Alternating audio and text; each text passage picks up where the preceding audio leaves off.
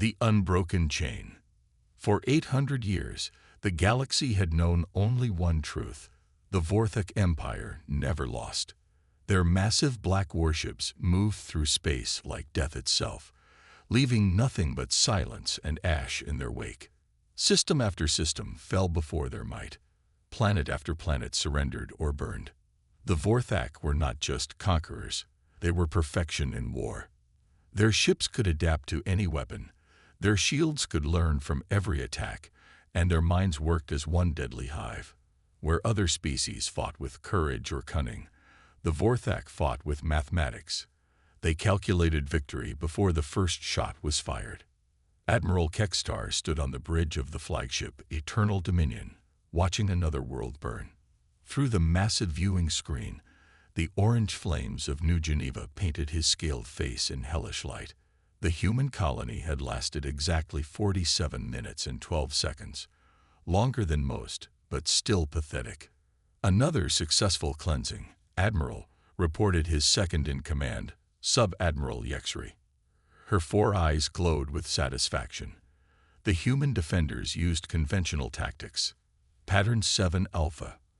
Our response was Pattern 23 Beta. Complete effectiveness achieved. Kekstar nodded slowly. Everything followed the patterns. The Vorthak had catalogued every possible military strategy, every desperate gambit, every last stand. They had seen it all before. They had counters for everything. Set course for Kepler Station, he ordered. The humans' final stronghold awaits.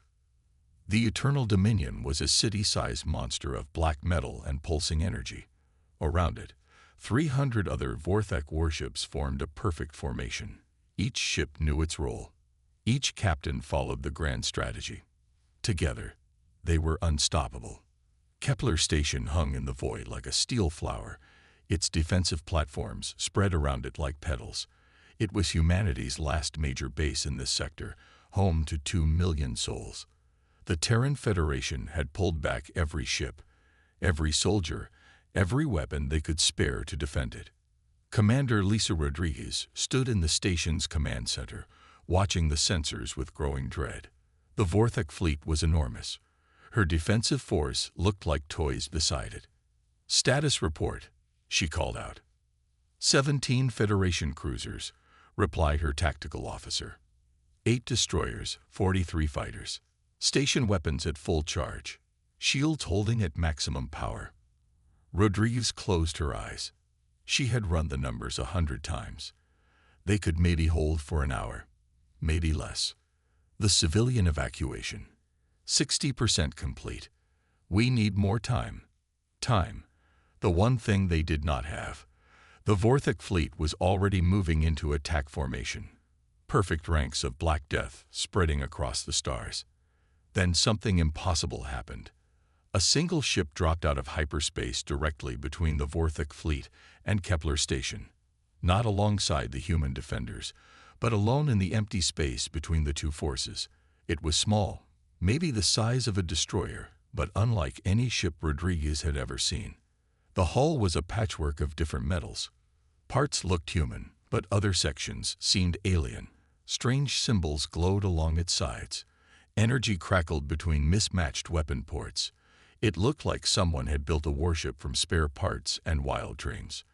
Unknown vessel, Rodriguez broadcast, "Identify yourself."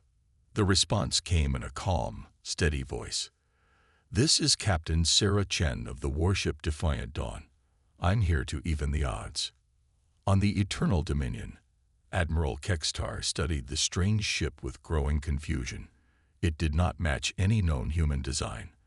Their sensors could not properly scan its weapons or shields. Most disturbing of all, it was not following any recognized tactical pattern. Sub-Admiral Yexri. Analysis. Unknown, Admiral. The ship's configuration is chaotic. No logical design philosophy. It appears to be constructed from multiple technology bases. A hybrid vessel. Kekstar mused. Interesting. No matter. One ship cannot alter the mathematical certainty of our victory. Begin the attack. The Vorthak fleet moved with deadly precision. Phase 1. long-range bombardment to test defenses. 200 plasma cannons fired in perfect synchronization. The beams lanced out toward Kepler Station's shields. But the Defiant Dawn moved. It did not dodge the beams. Instead, it flew directly into their path. Its shields flared with impossible colors as the plasma struck them. For a moment, the ship seemed to absorb the energy. Then it fired back. But not at the Vorthek fleet. The Defiant Dawn's weapons struck seemingly random coordinates in empty space. Kextar almost laughed at the display of incompetence. Then the space mines exploded. Hidden Vorthek stealth mines, positioned to trap any fleeing human ships, detonated in brilliant chains of light. The explosions lit up cloaked infiltrator craft. 3 of them died instantly. Their missions of sabotage ended before they began. How? Yexri whispered. Our stealth mines were undetectable. Our infiltrators were invisible. Kextar said nothing. He was running calculations in his head, trying to understand how the human ship had known where to shoot. It should have been impossible. Captain Sarah Chen stood on the bridge of the Defiant Dawn, watching the Vorthek fleet's formation shift in response to the mine detonations. Around her, the bridge was a chaos of jury-rigged controls and flickering screens. Nothing matched. Nothing should have worked. But somehow, it all did. Nice shooting, Captain, said her weapons officer, a grizzled veteran named Marcus Webb. How did you know where their stealth gear was hiding? The plasma beams, Chen replied. They fired in perfect formation, but 3 ships fired slightly off target to avoid hitting their own mines. The pattern told us where the mines were. Her crew exchanged glances. That was pure guesswork. Brilliant guesswork, but still a gamble that could have failed catastrophically. Orders, Captain, asked her tactical officer, Lieutenant Kim Patel. Chen studied the Vorthak formation. 800 years of victories had made them predictable. They followed patterns, algorithms, mathematical certainties. But humans did not fight with mathematics. They fought with intuition, desperation, and hope. Target their flagship. All weapons. Captain, Webb protested. That thing's got shields that can adapt to anything we throw at it. Our weapons will be useless after the first shot. Chen smiled grimly. Then we better make the first shot count. The Defiant Dawn accelerated toward the Eternal Dominion, alone against an entire fleet. It should have been suicide. Kextar watched the human ship approach with growing interest. Finally, a pattern he could recognize. The desperate charge. The heroic sacrifice. He had seen it 1,000 times before. All ships focus fire on the approaching vessel. Vaporize it. 300 warships turned their weapons on the Defiant Dawn.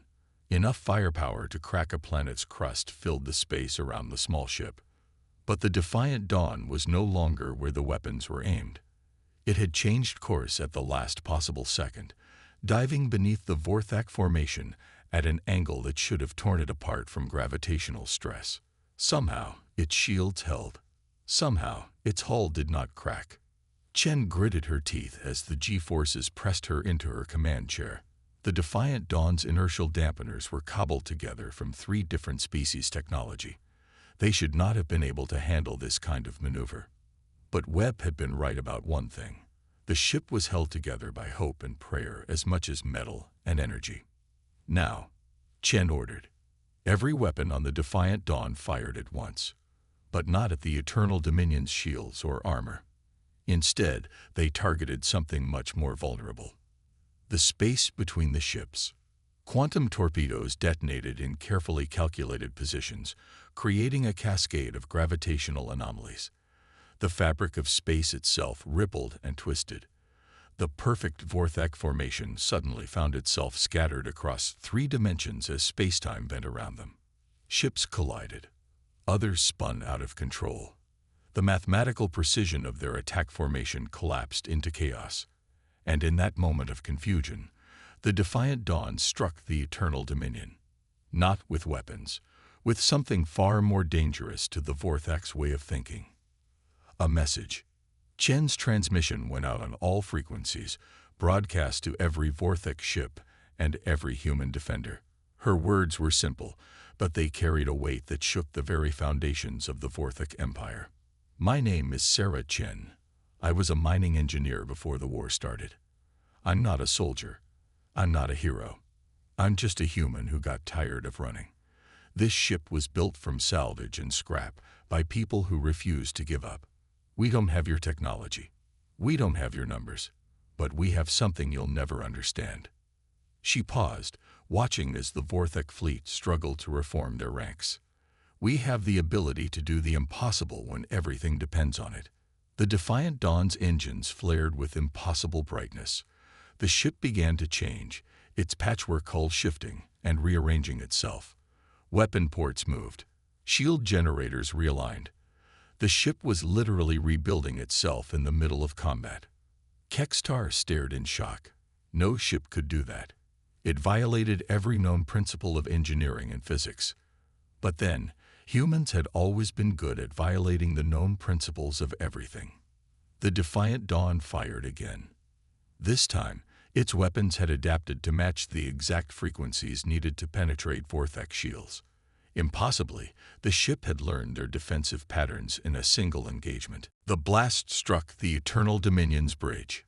For the first time in 800 years, a Vorthak flagship was damaged in battle. Alarms shrieked across the bridge as systems failed and fires broke out. How? Kextar demanded. How did they adapt so quickly? But there was no answer. Because the truth was something the Vorthak could not comprehend. The Defiant Dawn had not adapted through technology or calculation. It had adapted through pure human stubbornness and the refusal to accept that something was impossible. Chen watched as the Vorthak fleet began to pull back, their perfect formation broken. For a moment, she allowed herself to hope. Maybe they had actually done it. Maybe they had achieved the impossible. Then her sensors detected the energy buildup in the Eternal Dominion's main weapon. The planet killer cannon was charging to fire. The human element. Sarah Chen had not always been a starship captain. 3 years ago, she had been crawling through the ventilation shafts of asteroid mining station Echo 7, fixing broken air recyclers and complaining about the coffee. Her biggest worry had been whether the ore quotas would be met on time. Then the Vorthak came. Echo 7 had been one of the first human settlements to fall. Chen had watched from an escape pod as her home exploded into fragments and dust. 200 miners, engineers, and their families had died in less than 10 minutes. The Vorthak fleet had not even slowed down. But Chen had not run to the inner systems like most refugees. Instead, she had drifted in her escape pod for 3 days, studying the wreckage and thinking. The Vorthak ships had moved with perfect precision, but they had also moved with perfect predictability. They'd followed patterns, rules, mathematical certainties. Humans were not mathematical. Humans were chaotic, unpredictable, and utterly illogical when desperate. That was when Chen had her first impossible idea. The Defiant Dawn had been born in the wreckage of a dozen different battles. Chen had gathered other survivors, other refugees who refused to run. Engineers from destroyed colonies, soldiers from shattered fleets, scientists whose research stations had been vaporized. Together, they had built something that should never have worked. The ship's hull was pieced together from Terran destroyers, Altarian pleasure craft, and even salvaged Vorthak armor plating. Its weapons came from 5 different species. Its engines were a hybrid of human fusion drives and mysterious alien technology they had found drifting in a dead system. Most importantly, its computer systems were completely unlike anything the Vorthak had ever encountered. Instead of following programmed logic, the Defiant Dawn's AI was designed to learn, adapt, and make intuitive leaps based on incomplete information. It thought like a human rather than a machine. Now, facing the charging planet killer cannon, Chen felt the weight of every impossible decision that had brought her to this moment.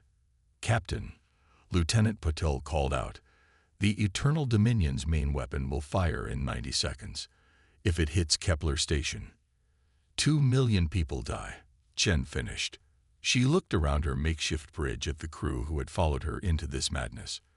Marcus Webb, the weapons officer who had lost his family on Proxima Colony. Kim Patel, the tactical officer whose entire Academy class had been killed defending Earth's outer moon.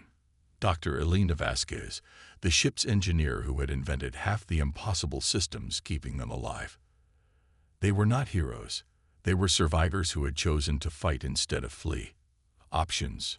Chen asked. We could try to jam their targeting systems, Webb suggested. Buy Kepler Station some time to evacuate more people. The jamming would only work for a few minutes, Patel countered. Their adaptive systems would compensate too quickly. Dr. Vasquez looked up from her engineering console. There is one option. The planet killer cannon draws power from their main reactor. If we could overload it somehow. We would need to get inside their shields, Chen said. And their hull is 3 meters of adaptive armor. Our weapons can't penetrate that deeply. No, Vasquez agreed. But we don't need weapons. We need something they won't expect. She pulled up a schematic of the Eternal Dominion on the main screen. The massive ship was a masterpiece of Vorthek engineering, with redundant systems and perfect defensive arrangements. But there was one small flaw in its design. The waste heat exhaust ports, Vasquez explained. They are too small for weapons or boarding pods, but just large enough for a mining probe, Chen realized. She had used similar devices to explore asteroid interiors, small, maneuverable, and designed to penetrate solid matter. Webb shook his head. Even if we could get a probe inside their ship, what then? One small explosion won't stop a planet killer. Chen smiled grimly. We don't need to stop it. We just need to redirect it. On the Eternal Dominion, Admiral Kextar felt something he had not experienced in centuries of warfare. Uncertainty. The human ship continued to defy every tactical analysis. Its movements were random, chaotic, impossible to predict. Worse, it seemed to learn from every exchange, adapting in ways that should have taken months of research and development. Planet killer cannon at 80% charge, reported the weapons officer. Maintain target lock on the human station, Kextar ordered. Once we eliminate their stronghold, this anomalous ship will have nowhere to run. But even as he spoke, Kextar felt a strange unease. Something was wrong with this entire engagement. The human ship was not trying to escape. Instead, it was moving in a seemingly random pattern around the Vorthek fleet, firing at empty space and dodging weapons that were not even aimed at it. Sub-Admiral Yexri, he called. What is the human ship doing? Unknown, Admiral. Our tactical computers cannot predict its next move. Its behavior pattern is chaotic. That word sent a chill through Kextar's scaled spine. Chaos was the enemy of order. Order was the foundation of Vorthek's superiority. For 800 years, they had conquered the galaxy through perfect organization and mathematical precision. Chaos was the one thing they could not defeat because they could not understand it. Planet killer cannon at 95% charge, the weapons officer announced. Fire when ready, Kextar commanded. But the shot never came. Deep in the Eternal Dominion's engine section, a tiny mining probe was doing something that violated every principle of Vorthek engineering. Instead of following the ship's design specifications, it was rerouting power conduits and redirecting energy flows. The probe's AI, modeled on human intuition rather than logical algorithms, was essentially hot wiring the most sophisticated weapon in the galaxy. Dr. Vasquez watched her probe's progress on a screen no larger than her palm. Almost there, she whispered. Just a few more connections. The planet killer cannon reached full charge. But instead of firing at Kepler Station, the massive weapon began to rotate. Slowly at first, then faster. Its targeting systems flickered and changed. What is happening? Kextar demanded. Why is the cannon moving? Unknown malfunction, Admiral. The targeting system appears to be compromised. On the defiant dawn, Chen watched as the Eternal Dominion's main weapon completed its rotation. Instead of pointing at Kepler Station, it was now aimed directly at the heart of the Vorthek fleet. Now, Chen whispered. The planet killer fired. The beam meant to destroy 2 million humans instead tore through 17 Vorthak warships. Explosions lit up the darkness as the most advanced fleet in the galaxy was crippled by its own ultimate weapon. But Chen was not finished. All ships. She broadcast on the human military frequencies. This is Captain Chen of the Defiant Dawn. The Vorthak shields are down. Their formation is broken. If we are going to win this fight, it has to be now. The response was immediate. Every human ship in the system, from the largest cruiser to the smallest fighter, began moving toward the scattered Vorthak fleet. For the first time in the war, they had the advantage. Kextar watched his perfect fleet dissolve into chaos. Ships collided as their formation protocols failed. Captains who had never needed to think for themselves suddenly found their tactical computers offering no solutions. All ships, he transmitted, execute withdrawal pattern Omega-7. But the withdrawal pattern assumed organized ranks and coordinated movement. With their formation shattered and their flagship crippled, the Vorthak fleet could not execute any pattern at all. They were learning what humans had always known. Sometimes there is no pattern. Sometimes there is only chaos, and the side that adapts fastest to chaos wins. The battle lasted another 2 hours. When it was over, the Vorthak Empire had suffered its first defeat in 800 years. More than half their fleet was destroyed or disabled. The rest had fled into hyperspace, carrying news that would shake the galaxy. The unbeatable had been beaten. The impossible had happened. As the Defiant Dawn limped back toward Kepler Station, it told scared and its systems failing, Sarah Chen allowed herself a moment of satisfaction. They had saved 2 million lives. They had proven that human ingenuity could triumph over alien perfection. But the victory had come at a cost. "Captain," Dr. Vasquez called out, "we have a problem. The reactor overloads from the battle have caused cascade failures throughout the ship. We have maybe 20 minutes before total system collapse." Chen nodded calmly. She had known this was a one-way trip from the moment they engaged the Vorthak fleet. The Defiant Dawn had been held together by hope and determination as much as metal and energy. Both were finally running out. "Can we make it to Kepler Station? If we push the engines past their safety limits, yes. But the ship won't survive the docking procedure." "That's all right," Chen said quietly. "We did what we came to do." 15 minutes later, the Defiant Dawn managed to dock with Kepler Station just as its reactor went critical. The explosion that followed lit up the system like a new star, but the station's shields held. All hands were evacuated safely. Captain Sarah Chen died as she had lived in her final years, refusing to accept the impossible. But her legacy lived on. Within days, news of the Vorthak defeat spread throughout the galaxy. Species that had cowered before the Empire for centuries began to whisper of rebellion. The mathematical certainty of Vorthak victory had been shattered by one impossible human ship and its chaotic crew. Within months, the Empire began to crumble. Their rigid hierarchy could not adapt to enemies who refused to follow predictable patterns. Their perfect strategies meant nothing against opponents who succeeded through pure stubbornness and creative desperation. The Vorthak had ruled the galaxy through fear and superiority, but they had never learned to fight hope. And hope, as every human knew, was the most powerful force in the universe. Admiral Kextar survived the battle, but he never recovered from the defeat. In his final report to the Vorthak High Command, he wrote a single sentence that would be remembered long after the Empire fell. "We have encountered an enemy that cannot be calculated, predicted, or defeated through logic. They call themselves human, and they do not know when to surrender." Years later, historians would mark the Battle of Kepler Station as the turning point in galactic history, the moment when mathematical perfection yielded to human chaos. The day when one impossible ship changed the fate of 1,000 worlds. But Captain Sarah Chen had never been interested in making history. She had just been a mining engineer who got tired of running. In the end, that was enough to change everything.